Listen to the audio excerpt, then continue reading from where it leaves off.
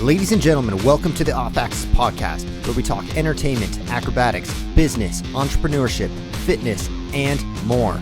Thank you guys for tuning in. If you guys want to support, please share with your friends. Now, let's jump into the podcast. All right, ladies and gentlemen, welcome back to another podcast. Today, I have Stacey Stardust in the house, famous magician and owner of the Secret Circus in Las Vegas. How you doing today, Stacey? I'm great. Happy to be here. Thanks for having me. Yeah, I'm excited for you to be here. I've watched your show grow from when you first started it to where it has become now, and now you have a new show. So can you kind of give us a background on where did Stacey come from and how did you get here? Basically... Talk a little closer to the mic. Yeah, so basically I grew up in Tucson, Arizona, where there wasn't a lot to do. So then I moved to the big city of Phoenix, got bored there, moved to Los Angeles. Then I got bored there and I moved to New York City. And New York City at age 25, I got into hula hooping. I was never able to hula hoop as a kid. And I was kind of at a point in my life where I was a little depressed. I needed a hobby. I needed something to be passionate about. And I also needed something physical. I was starting to gain weight and get depressed. And so there was something called Class Pass in New York. It's basically a membership that you sign up for, and you could try out different physical activities, different gyms. And they had a hula hoop class there. So I tried it out. And after the first class, I was able to hula hoop for the first time in my life. I'm like, what? I was so excited. But it wasn't just a regular hula hoop class. They had all of these tricks and stuff. It was like a circus, a whole nother art form. You see people at like festivals doing all these crazy hoop moves. And so I took the class regularly. And that was kind of the first time in my life where I was really dedicated to one art form or just had persistence, passion, and I became kind of obsessed and got really good at hula hooping. Then, when I first started, I was looking for community. And I had went to one hula hoop meetup and I thought it was so cool. I met all these other hula hoopers and I was new, so they taught me tricks and we became quick friends. And I'm like, okay, if I want to gain friends, gain community, and get good really fast, there was just one meetup and it ended. I'm like, I need this to be a regular thing. And so I took it upon myself to start hosting a hula hoop meetup in Washington Square Park in New York.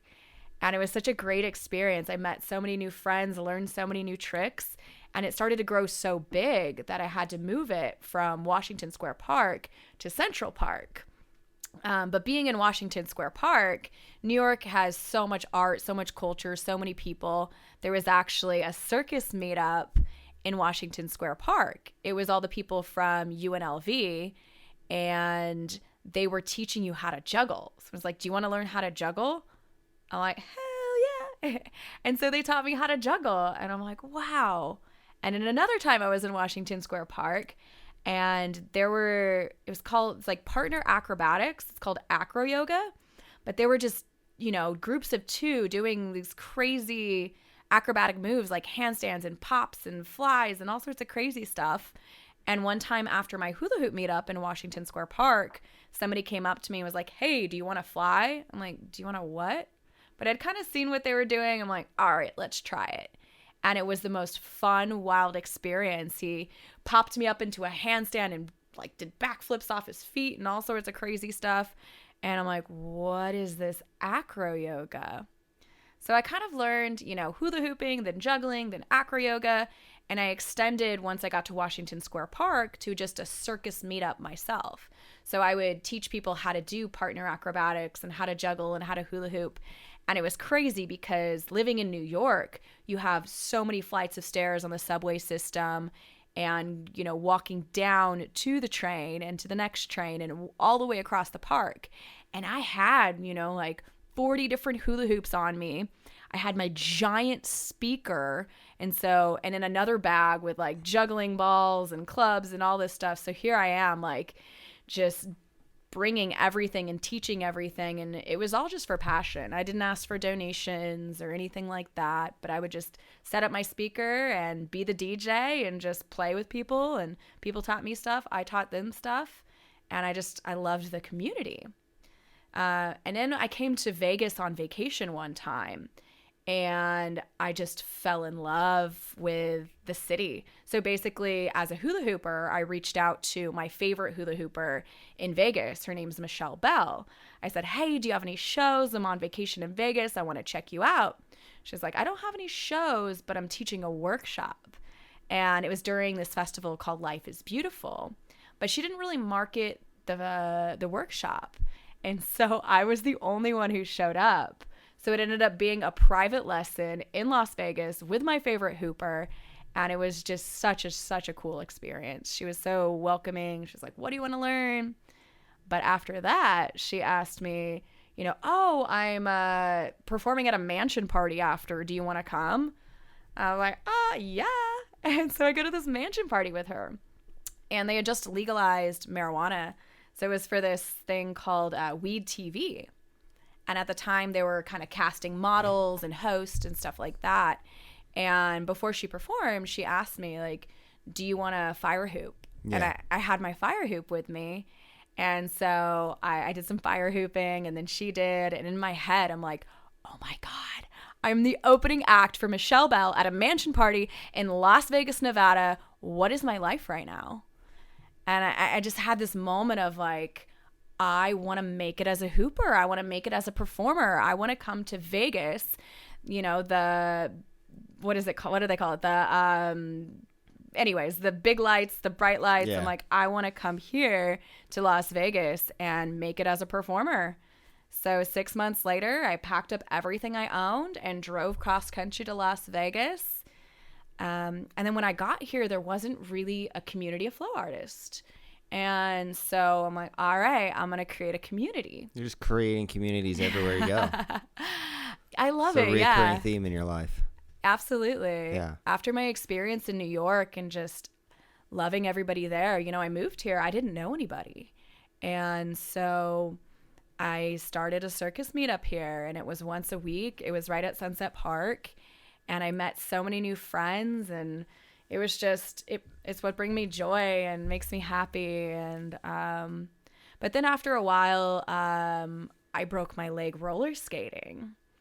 And so at that time, I couldn't host the meetups anymore, and I couldn't go to any other meetups, and I was just kind of stuck at home.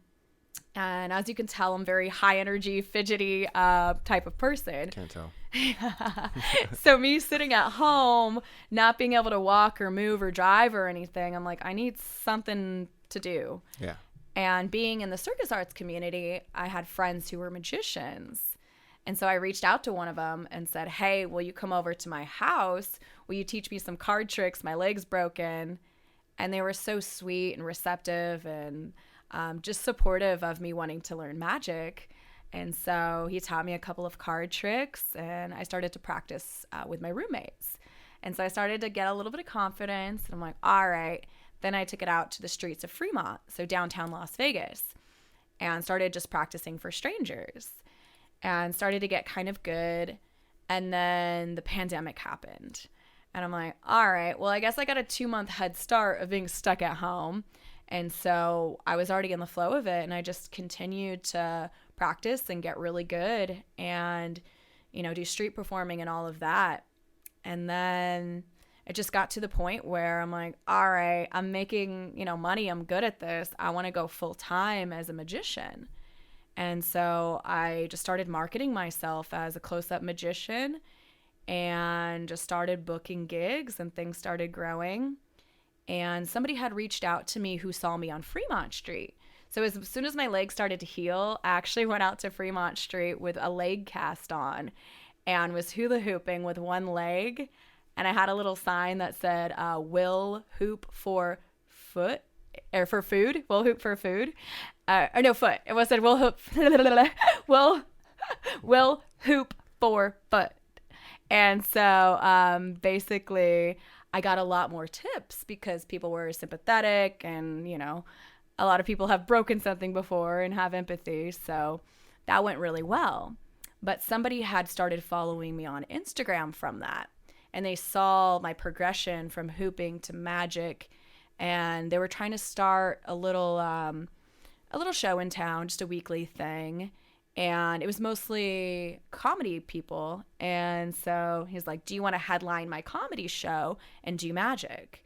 And in my head, like, I don't have experience on stage. I don't know. What do I do? And I just said yes. I'm like, oh, yeah, absolutely. And then I'm like, oh, crap. What am I going to do? And so I figured it out.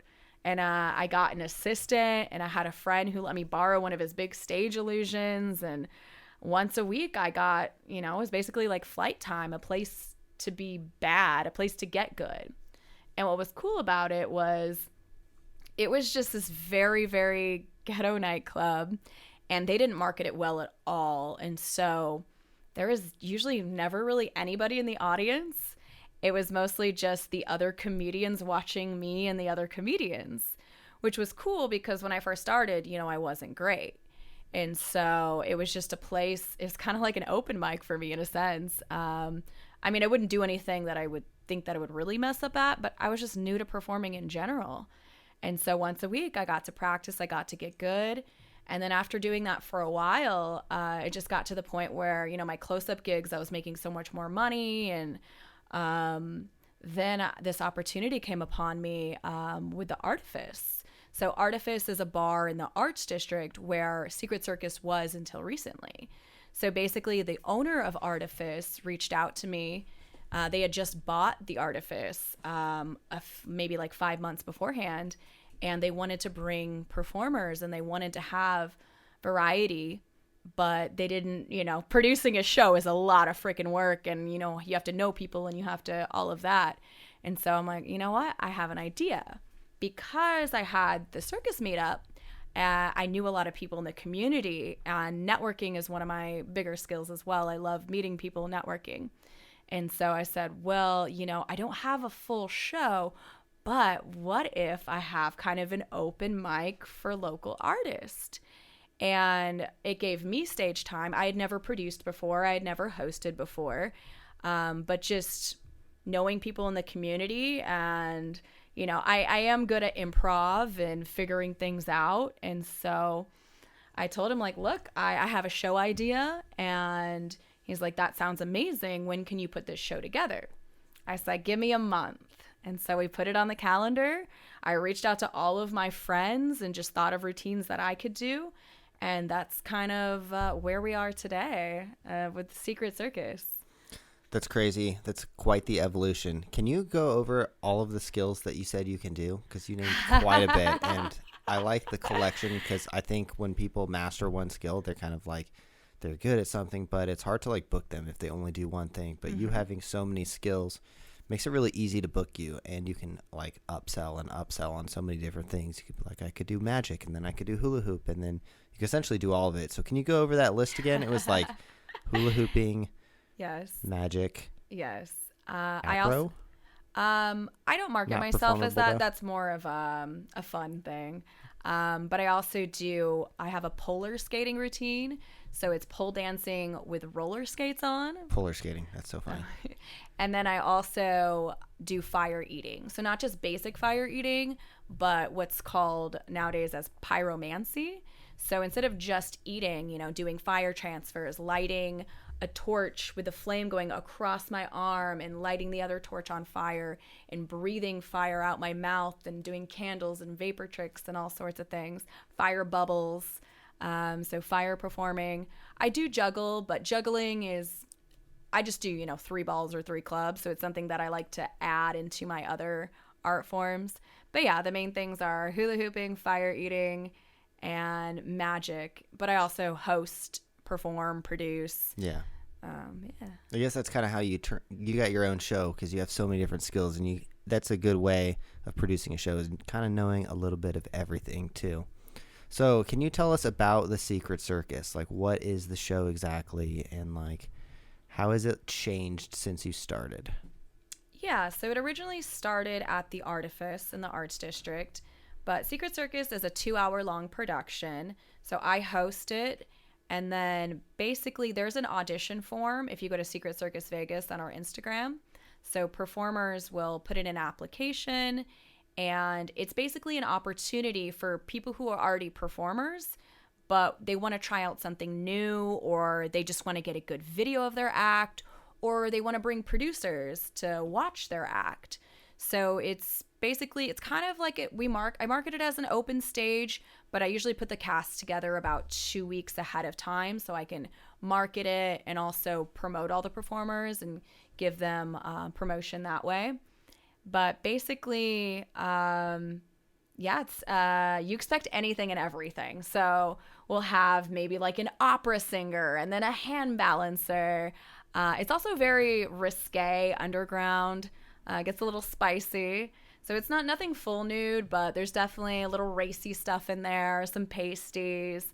So it's definitely a late night show, which is also cool because there's not a lot of shows or things in Vegas, with private gigs and stuff where artists can be fully creative. They're not limited. It doesn't have to be conservative. It doesn't have to, you're allowed to talk about religion or politics or whatever. You're just fully able to be free in your art.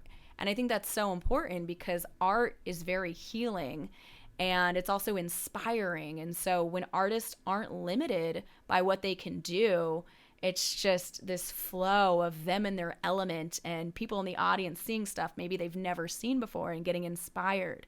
So it's just very raw, open stage.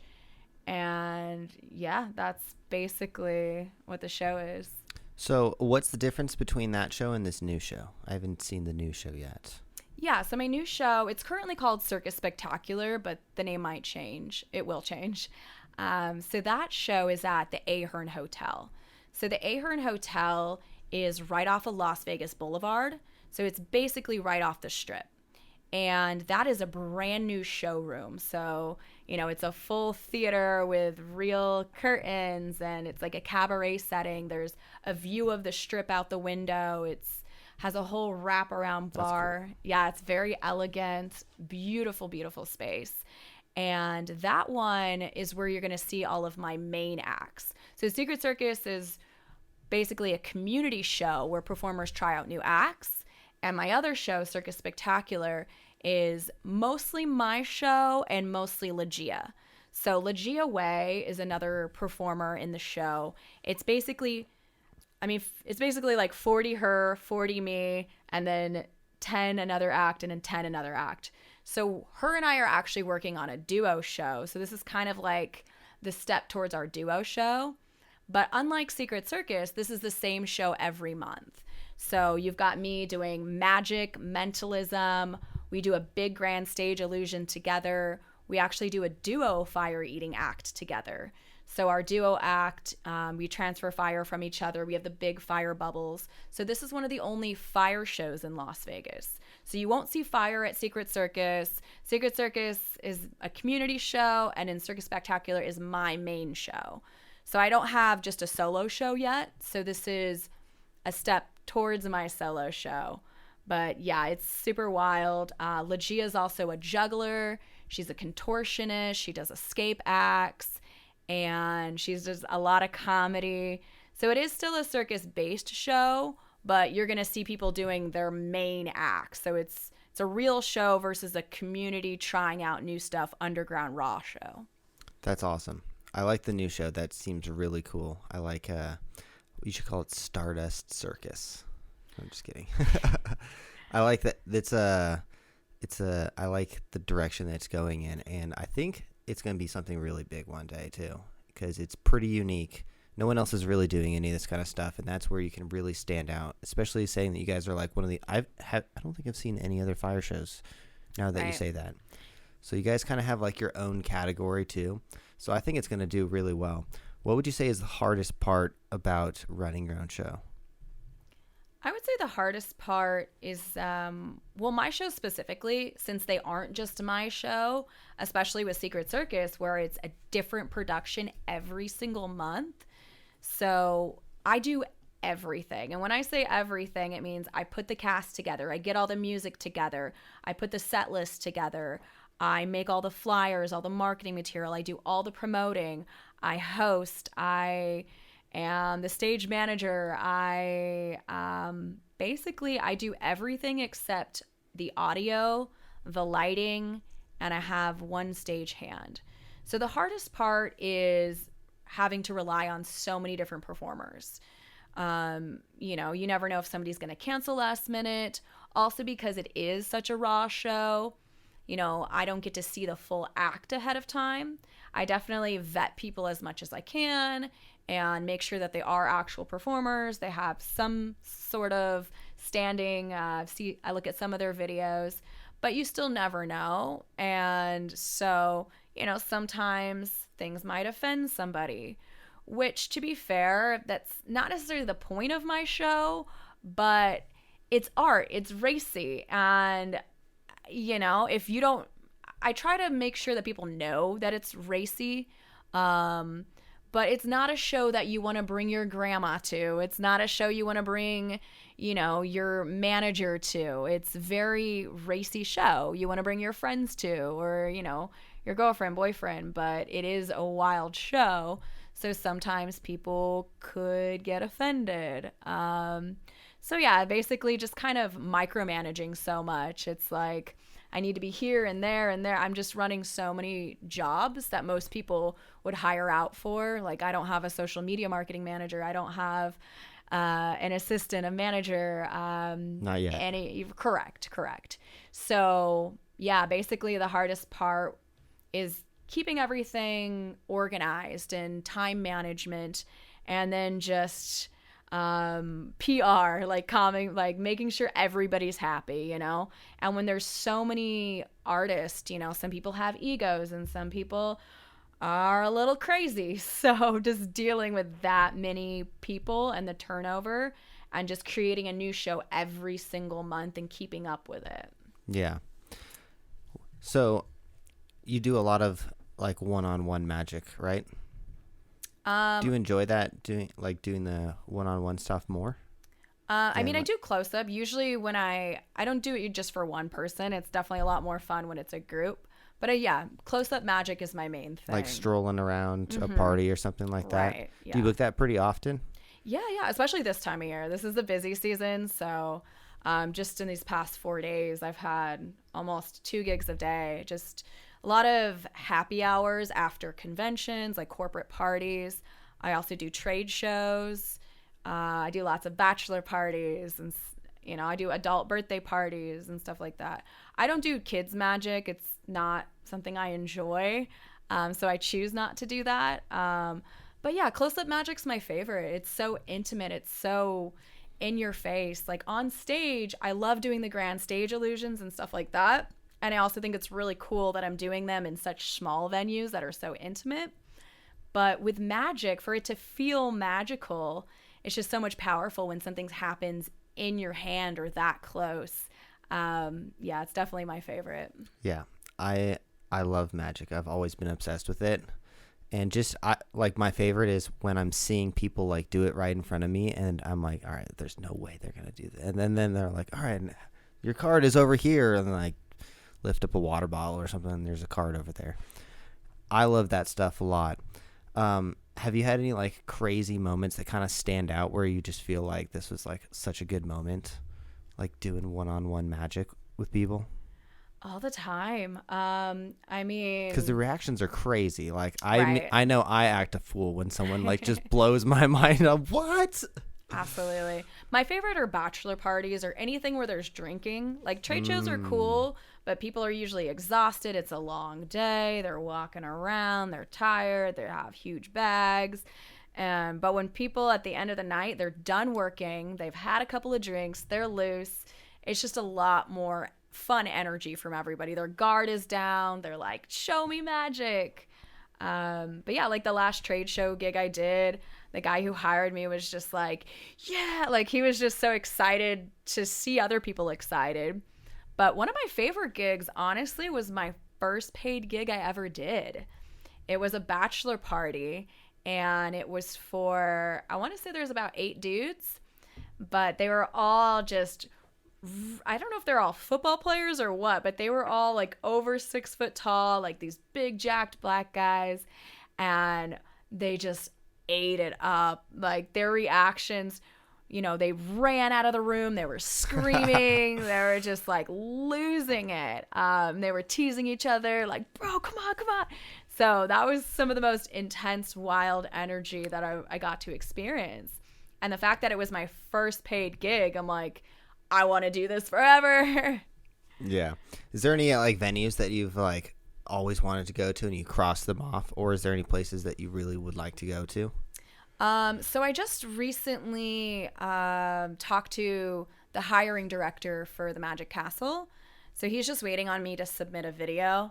So that's in the works. Also, Penn and Teller Fool Us. That's another thing that's in the works. Same thing with America's Got Talent, Britain's Got Talent. Those are all kind of on the more recent, I'm going to do like soon.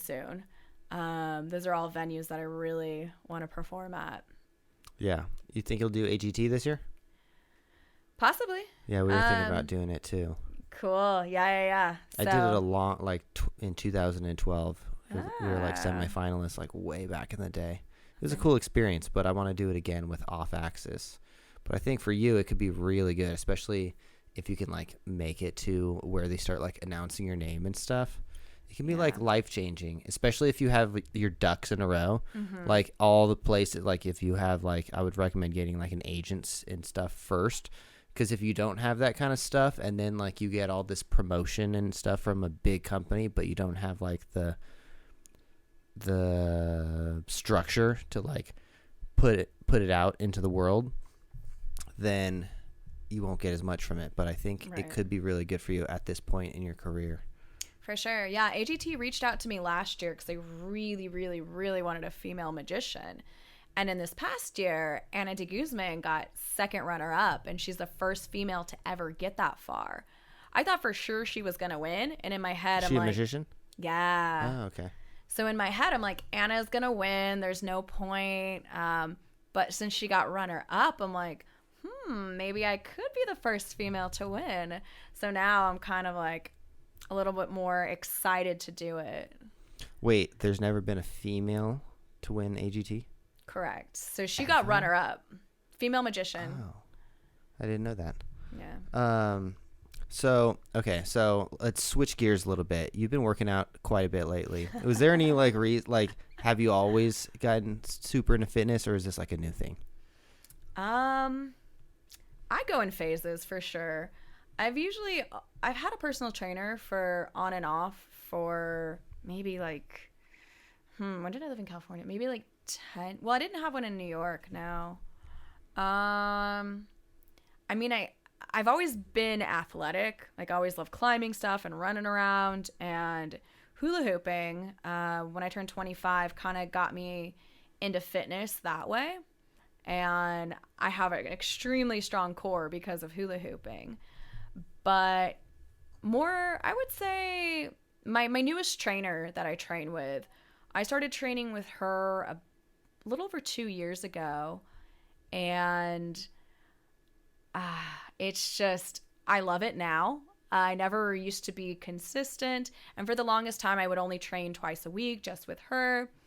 And then I took like a 3-month break. I was traveling across the country or to other countries and all of that for 3 months.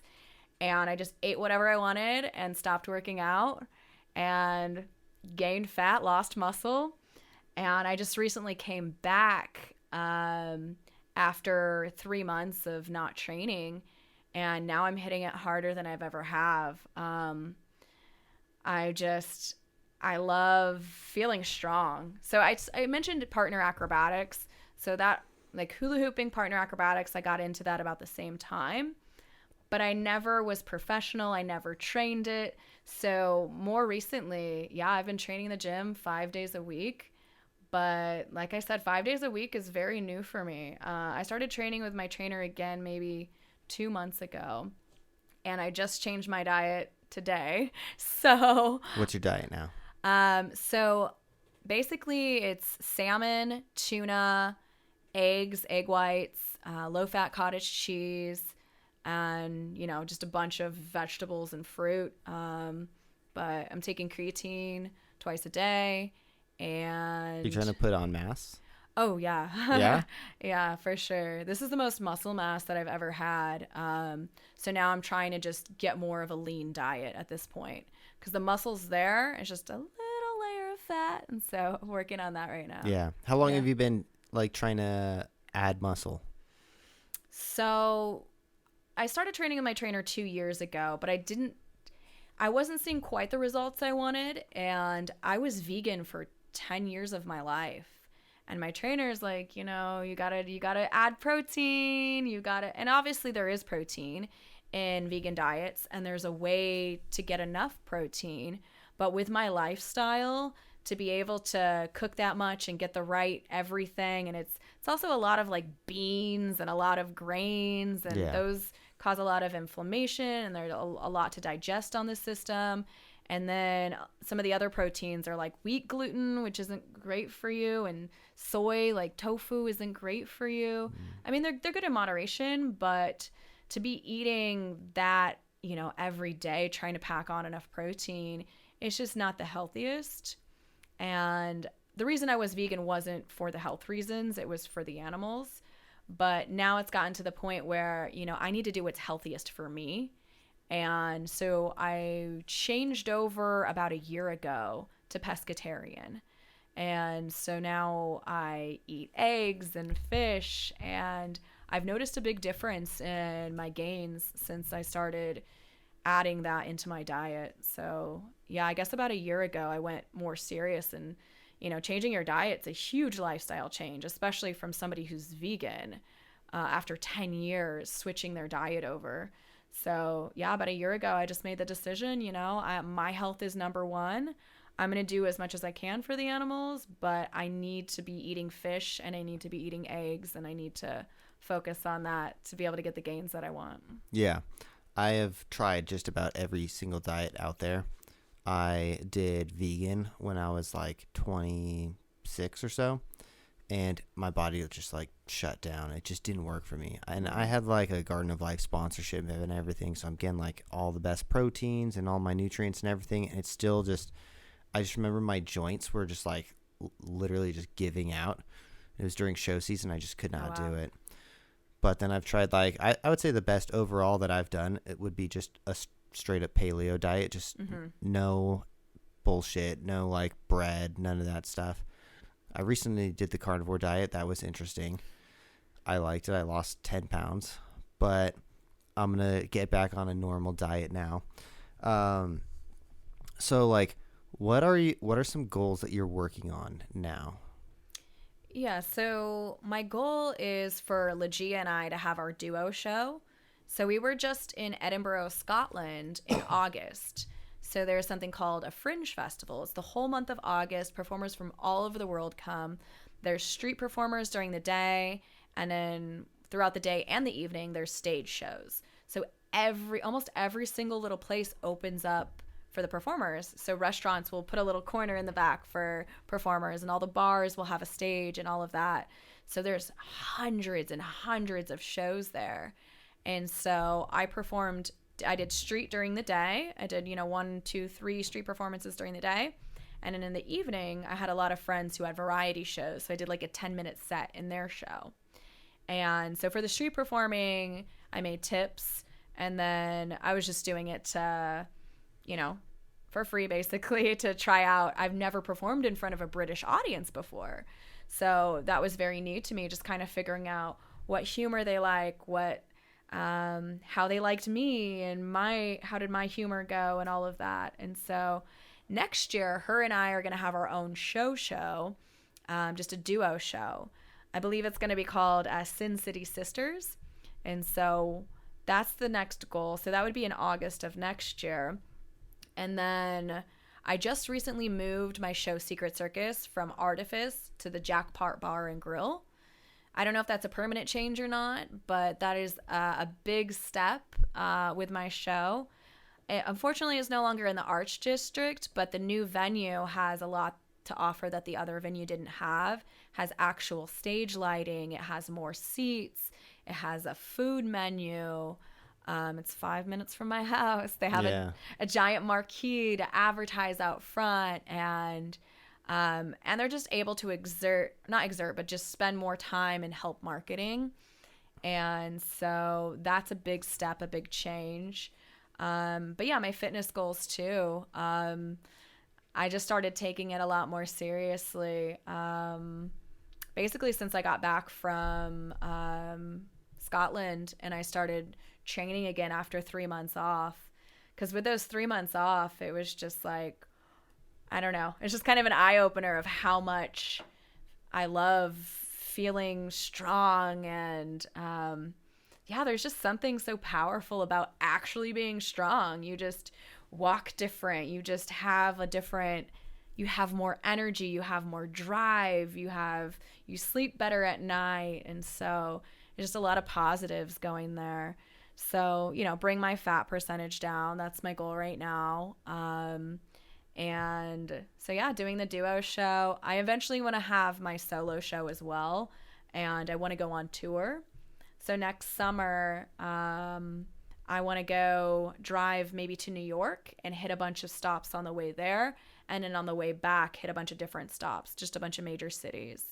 So going on tour and traveling and doing my show outside of Vegas is a big goal for me right now. Yeah, I totally agree about the fitness stuff. Like I've always worked out like first thing in the morning since I was 18 years old. Wow. And just like walking around with all your muscles like functioning and like just being aware just gives you like this extra confidence to go throughout the day.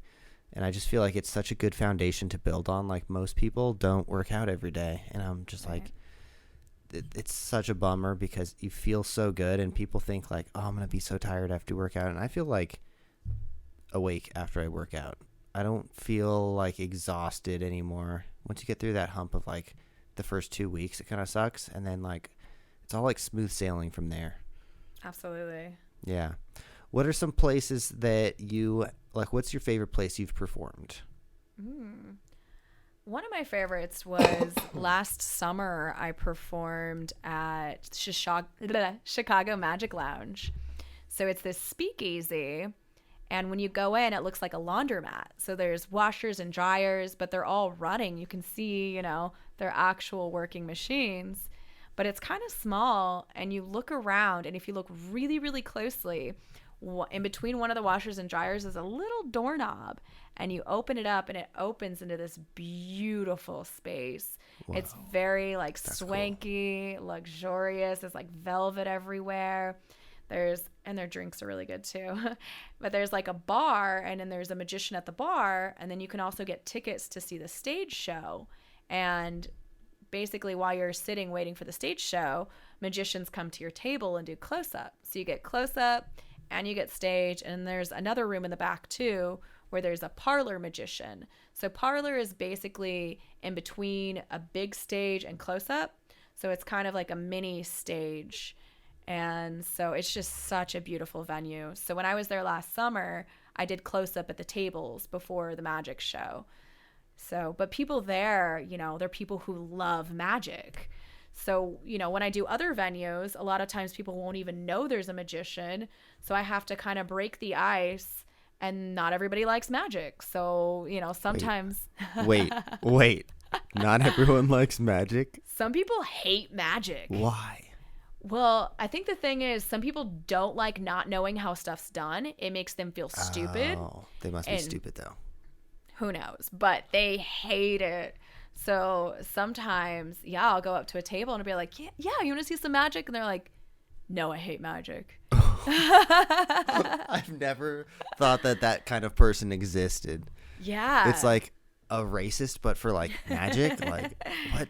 I didn't know this was a thing, but I can see some people just being so stubborn that they just hate magic. Absolutely.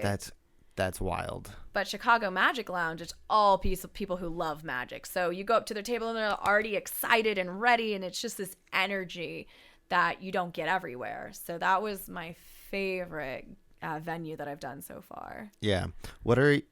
Have you been to like the speakeasies in Las Vegas? I've been to the Mob Museum, which is really cool. Mob Museum? I don't think I've even heard of that one. Oh my gosh, I love the Mob Museum. Like the museum itself is badass. And then downstairs, there's a speakeasy, and there's basically a little sliding thing where the guy looks at like with his eyes and he's like, what's the passcode? Oh, I love that. They have that at the barbershop too. Oh, cool. So I was actually almost went there 2 nights ago, and I have friends who work there. So that is definitely on my list is the barbershop. Yeah. It's like probably my favorite. Oh, cool. Okay. That I like speakeasies and like exploring speakeasies in different Yeah. cities and stuff. Wherever I go, I try to like go to a new speakeasy. So I'm like a big fanatic of that stuff. But the barbershop and Mas Por Favor, they're like super good. Mas Por Cool. Favor is not too far from your house too. It's up on Cool. Spring Mountain, Nice. I believe. Yeah, it's like hidden behind a really like shitty Mexican restaurant. You go back there and it's just like there's like flowers on the walls and all kinds of stuff. It's like super nice. Oh, cool. Yeah, barbershop's super cool too. I could see you performing at barbershop too. Yeah, that'd be dope. I've been to Ghost Donkey, which is fun. Ghost Donkey. It's in the Cosmopolitan. So it's on I believe the second floor where the food court is. Wait. So if you Oh, I think I went there. Okay, yeah. Yeah. If you go to the back of the food court, there's just a door that has an emergency exit Yes. bar and a picture of a donkey. Yeah, I went to that one very recently. It was just cool. like so small and packed though. Like Yeah. barbershop is huge and like Right. Mas Por Favor is pretty huge Oh, as cool. well. Okay. And like barbershop has like concerts and stuff Right. back there and it's like Yeah, what? This is that's back dope. here. But I love the barber's like, what are you walking in for? Like you want a haircut or something? And you just feel awkward like I'm here for the bar that's in the back, you know? I love it. Yeah, I love the characters and stuff that they play. What's it like being a female magician? Because there's not too many of you, right? No. There's definitely been a lot more in the past couple years than there has ever been. So it's growing for sure. I mean, there's a lot of pros and cons. I think the fun part is I don't usually like to tell people I'm a magician. They're like, what do you do? And I'm like, oh, I'm a show producer, you know, or whatever. And then I'll just like bust something out and they'll be like, wait, what did you just do? I'm like, well, who are you? Because I think real magic happens in surprise. Real magic happens when you don't know what to anticipate, what's about to happen next, and it just happens, and you're like, WTF, like my reality just got flipped upside down. But it is male dominated. There are, you know, sometimes I get guys who are jealous that they're like, oh, the only reason why you're so far in your career is because you're a pretty female, and but it is also a benefit, you know, because it is a rarity, a specialty. Yeah. I mean, I can't imagine that they're booking bachelor parties. They are. But it, you know, it's more fun with a female, I would think. But they're also, I have to deal with jealous people too, because when I approach a group, you know, if it's a guy and a girl, sometimes girls will get jealous that I'm performing, you know, so it's finding that way to make everyone comfortable. So like if I'm performing for a guy and a girl, I usually perform for the girl and I'll make it appear in her hand and I'll make her feel special. But yeah, like when I first started in magic, when I went down to Fremont Street, you know, I'm like, pick a card, any card. And like, you can just see like, there was this girl who just wanted to mess me up. She like almost dropped all the cards out of my hand trying to like get one deep into the middle. And I'm like, it's a free choice. Like choose whatever card you want. But she wanted to like make sure she got me or whatever. But I mean, guys do that too. Those are usually the guys that hate magic. They just either try to mess you up or don't pay attention. But yeah, being a female in magic, I think is really powerful and really cool and really special. But, you know, there still is some sexism with the older generation. It's usually older white males.